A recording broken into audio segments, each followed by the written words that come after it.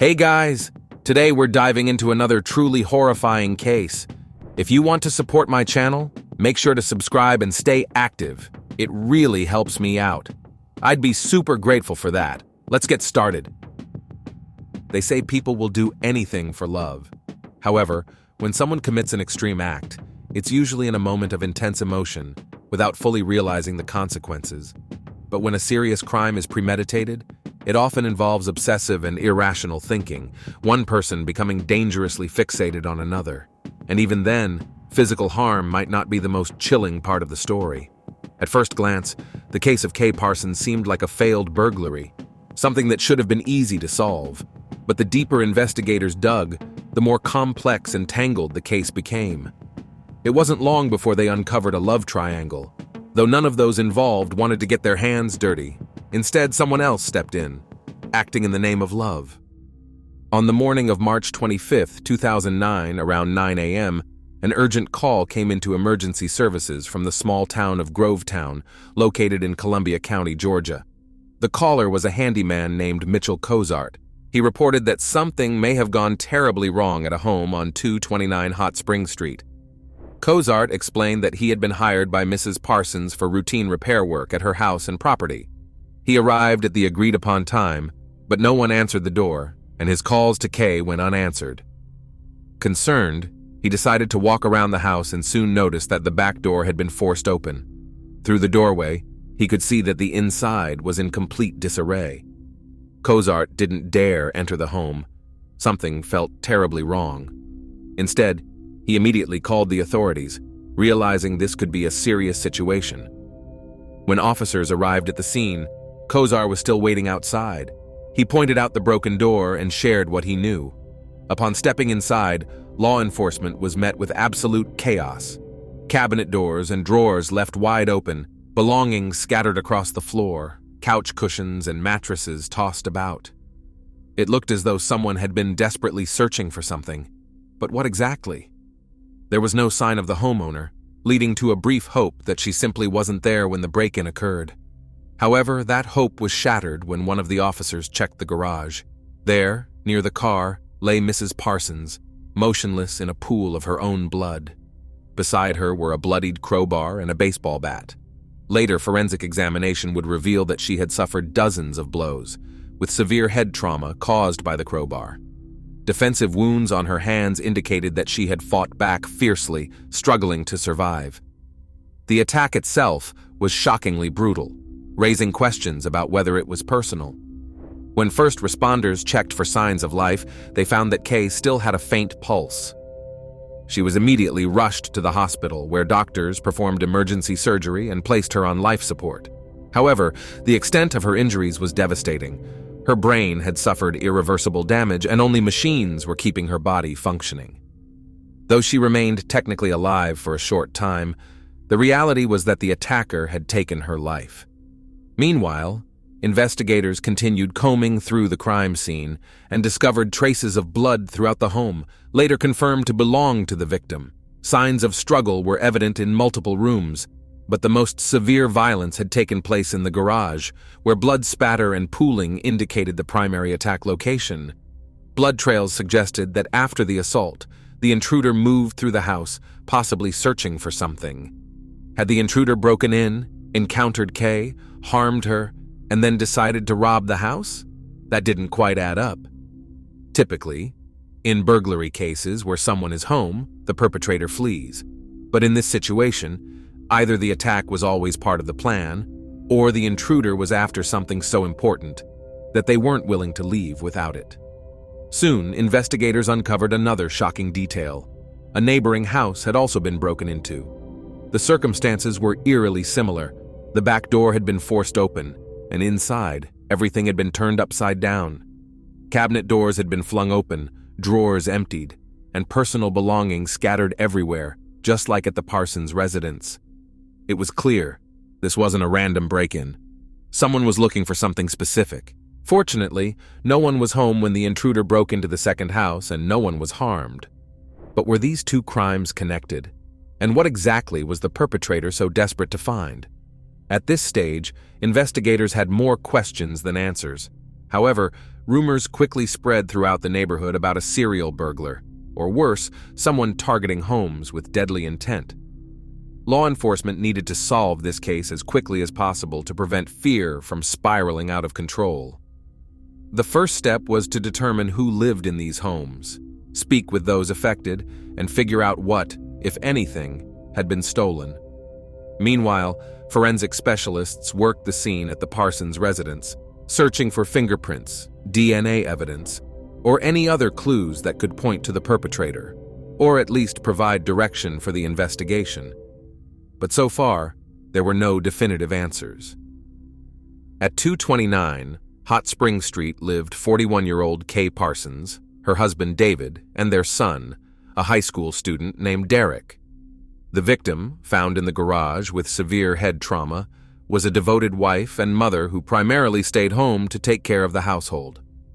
The day before the attack, her husband had flown to California for a work conference and was expected to be away for several days. On the morning of the crime, Kay had dropped her son off at school and returned home, expecting the handyman's visit. But instead, she encountered an intruder, one she was tragically unable to escape. The neighboring home, which had also been broken into, belonged to the Sears family. Tony, his wife Rebecca, better known as Becky, and their children. Becky also had 2 older sons from a previous marriage, Michael and Christopher. The eldest, Christopher, was already an adult and had moved out some time ago. Both families were well liked in the community, with neighbors describing them as friendly, respectable people. More than that, the Parsons and Sears families weren't just neighbors. They were close friends. Kay and Becky, in particular, were inseparable, spending time together regularly. They hosted backyard barbecues, played tennis, and often helped each other with school pickups and drop-offs for their kids. By all accounts, neither family had enemies.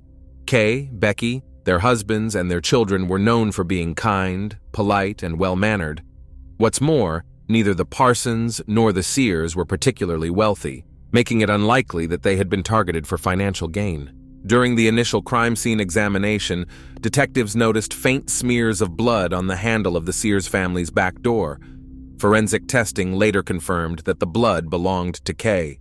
This suggested that the intruder had first broken into the Parsons' home, brutally attacked its owner, ransacked the house, and then proceeded to break into the neighboring residence, apparently searching for something there as well. This made an already unusual case even more perplexing. Typically, after committing a serious crime, perpetrators flee the scene as quickly as possible, not break into another house right next door. The first person investigators were able to contact was Rebecca Sears. She was informed that someone had broken into her home and that her neighbor and closest friend had been attacked. Shocked, Rebecca rushed back immediately. She wasn't sure if anything had been stolen, but at that moment, she was far more concerned about Kay's condition. After speaking briefly with police, she headed straight to the hospital to be by her friend's side. Later that day, detectives reached David Parsons, who was still on his business trip in California. Upon hearing the news, he immediately booked the first flight home. Meanwhile, Becky took care of Derek, bringing him to her house so he wouldn't be alone during the ordeal. By the time David arrived at the hospital, doctors had already done everything they could. A physician explained that while life support machines were keeping Kay's body functioning, her brain had suffered irreversible damage. There was no chance of recovery. Overwhelmed with grief, but understanding the reality of the situation, David made the heartbreaking decision to authorize the removal of life support. Detective Jimmy Edmonds decided to conduct a more detailed follow-up interview with Mitchell Cozart, who remained the only known witness at that point. When asked if he had noticed anything unusual while waiting for the police, Cozart recalled something odd. Across the street from the Parsons house, a teenager had been sitting on a rock, quietly watching everything unfold. It didn't take long for authorities to identify the young man. He was 16-year-old Michael, Rebecca's younger son from her first marriage. Edmonds immediately went to speak with the teenager, asking him to show the soles of his shoes. That's when they made a crucial discovery. Lodged in one of the treads was a tiny fragment of frosted glass, matching the broken door of the Parsons' home. This placed Michael at the crime scene. Just like that, Michael became the prime suspect. But the big question remained: why? What could have driven him to commit such a brutal crime? And why had he trashed his own home in the process? Michael denied any involvement, claiming he was simply waiting outside for a friend. However, by that point, investigators had confirmed that valuable items were missing from both homes, reinforcing the theory that robbery had been a motive. Yet Michael insisted he had taken nothing. If he was guilty, where had he hidden the stolen items so quickly? It turned out that Michael had been a troubled child who grew into an even more difficult teenager. He frequently clashed with teachers, barely passed from one grade to the next, and about a year earlier, he had started using prohibited substances, quickly developing a dependency. His family tried to intervene, seeking treatment for him, but nothing seemed to work. He was even receiving medication from a specialized clinic. In fact, that was the reason he had been waiting for his friend that day, a fellow user who had promised to share some of his prescription with Michael. Despite the glass fragment found in his shoe, there was no physical evidence linking Michael to the Parsons' home. No fingerprints, no DNA, nothing on his clothing that suggested he had been at the scene. Without enough proof, authorities couldn't arrest him, but they also weren't ready to rule him out as a suspect just yet. The day after the shocking crime, a panicked Rebecca called the police, sobbing as she reported that someone had tried to harm her. According to her, she had been walking home when a figure suddenly emerged from the woods and fired a shot at her before fleeing. The attack happened so quickly and in low light that she hadn't been able to see the person clearly. She couldn't even provide a vague description. When officers arrived at the hospital to check on her, they initially feared the worst. Could the same unknown intruder who had broken into both homes now be targeting the families who lived there? Was this a pattern? But when they learned the details of her injury, the situation became even stranger. The shot had grazed her leg, barely breaking the skin. It wasn't a serious wound, and there was no real danger to her life or health. That alone raised suspicions. If someone had ambushed her in the woods with a firearm, with no witnesses around to intervene, why wouldn't they have finished what they started? Instead, the attacker had inflicted only a minor wound before running off. Adding to the mystery, Rebecca later told investigators that the assailant had demanded money from her, warning that if she didn't pay, next time he wouldn't miss. Detectives decided it was time to speak with Michael again, suspecting he might be involved in some way. They also brought in his friend Anthony for questioning. Like Michael, Anthony had struggled with substance issues and had a history of run-ins with the law. In addition, authorities wanted to talk to Christopher, Michael's older brother, since he might know something about what was going on. During the interviews, it became clear that Rebecca had been considering kicking Michael out of the house for some time. He had been stealing money from her, likely to support his growing dependency. However, Christopher strongly denied that his younger brother was capable of harming their neighbor or extorting their own mother. Anthony also insisted he had nothing to do with any of it, and he had proof. On the day of the attack, he had been at a treatment facility, giving him an airtight alibi. 2 days after the double burglary and attack, police received a call from the county jail. One of the inmates, serving a short sentence for a DUI offense, claimed to have information about the Parsons case. His name was Jerry Jacobs, and he was Rebecca Sears's brother. Jacobs had caught a news report about the crime on the jail's television and felt compelled to reach out to detectives. He believed his sister might have been involved, as she had every reason to want Kay out of the picture. What he told investigators completely changed the direction of the case. According to Jerry, Rebecca had once come to him in tears, confessing that she had been having a passionate affair with none other than her best friend's husband, David Parsons. The relationship had been going on for quite some time, and she had become obsessed with the idea of being with him. A few weeks earlier, she had even admitted the affair to her own husband, Tony, who had immediately decided to file for divorce, unable to forgive the betrayal. By then, Becky had already destroyed her own marriage, but she was determined to get Kay out of the way so she and David could be together. She had begged Jerry to help her make it look like an accident. When he refused, she kept pressuring him, pleading for him to find someone who would do it for money. Jacobs also pointed out that David had his own motive. If Kay was gone, he would be free to be with Rebecca. Could they have worked together? Suddenly, the grieving husband was no longer just a victim. He was now a prime suspect. Investigators needed to question him again to determine whether he had been involved, if the crime had been planned in advance, and what role he may have played. When confronted, David immediately admitted to the affair, but insisted he had nothing to do with what happened to his wife. He swore he would never wish harm upon Kay, the mother of his son, and had no idea Rebecca had been plotting anything.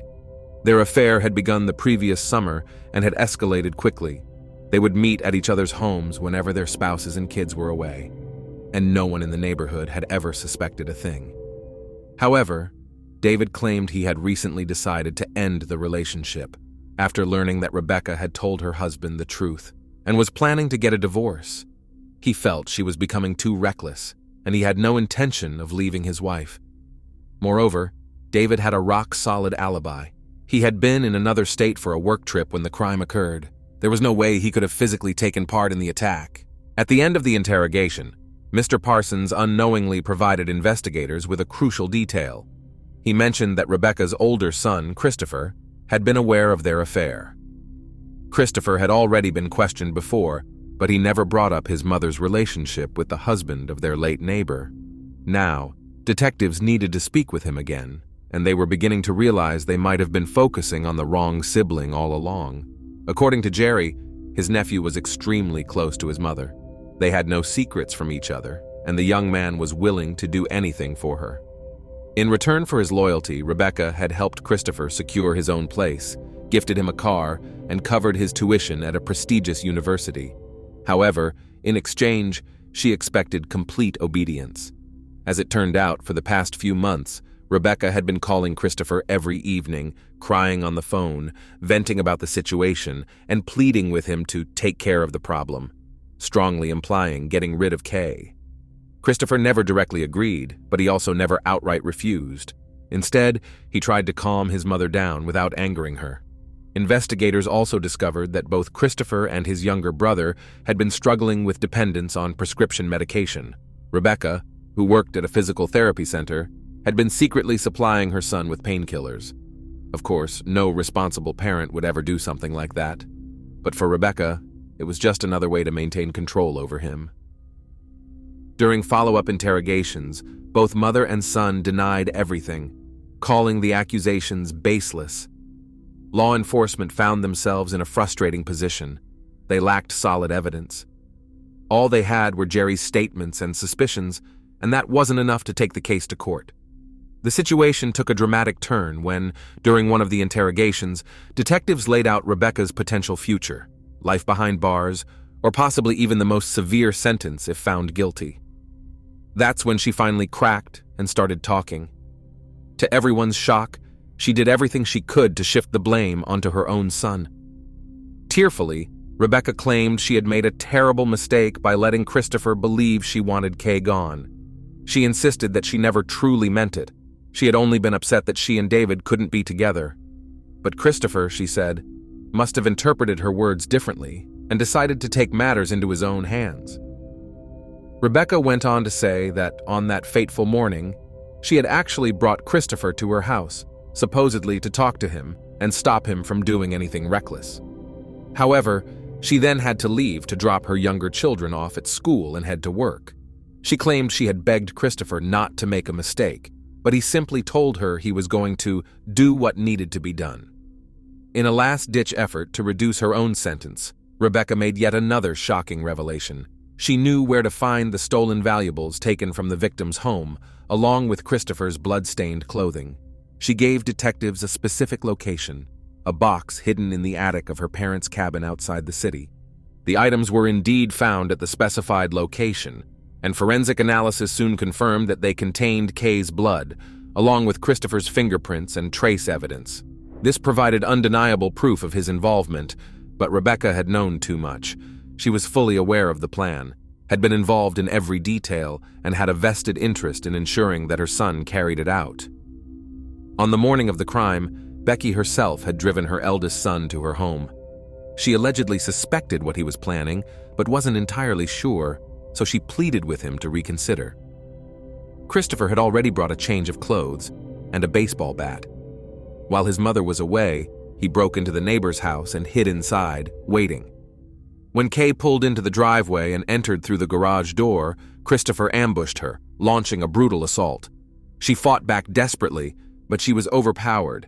He forced her back into the garage, where he spotted a crowbar nearby and used it to strike her. The final blows came from the bat he had brought with him.